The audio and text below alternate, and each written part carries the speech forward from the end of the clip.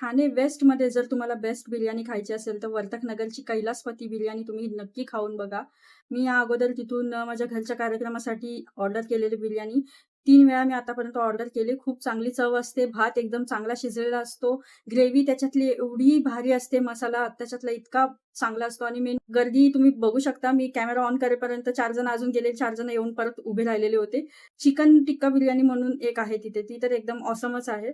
अजून भाकऱ्या सुद्धा मिळतात तिथे. तर खूप चांगलं आहे. तुम्ही एकदा ट्राय करून बघा.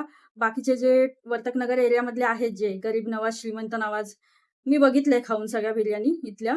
तो कसा भात कच्चा असतो वगैरे किंवा आता नवीन-नवीन ब्रँड चांगले निघालेत बिर्याणीचे. कपमध्ये देतात ट्रायलसाठी वगैरे.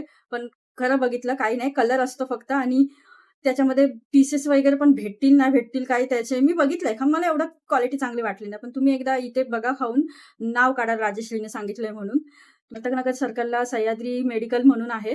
आता ते तुटेल थोड्या दिवसामध्ये कारण अत्यावश्यक सेवेमध्ये येतंय, तर अजून ते थोडा दिवस आहे दुकान. कारण ते बिल्डिंगचं कन्स्ट्रक्शन होतंय. तिथून सरळ पुढे जायचं आहे आणि चर्चच्या समोर अगदी त्यांचं दुकान आहे कैलासपती म्हणून. तर एकदा ट्राय करा. मराठी माणसाचं आहे म्हणून सुद्धा आणि चव एकदम एक नंबर आहे. तर तुम्ही नक्की ट्राय करा. जर वर्तकनगरमध्ये किंवा ठाणे वेस्टमध्ये असाल, पोखरणच्या आसपास राहायला, तर एकदा इकडची नक्की ट्राय करा तुम्ही बिर्याणी. दुकानाचा ॲड्रेस मी कमेंटमध्ये पिन करते, तर तुम्ही तो नक्की चेक करा.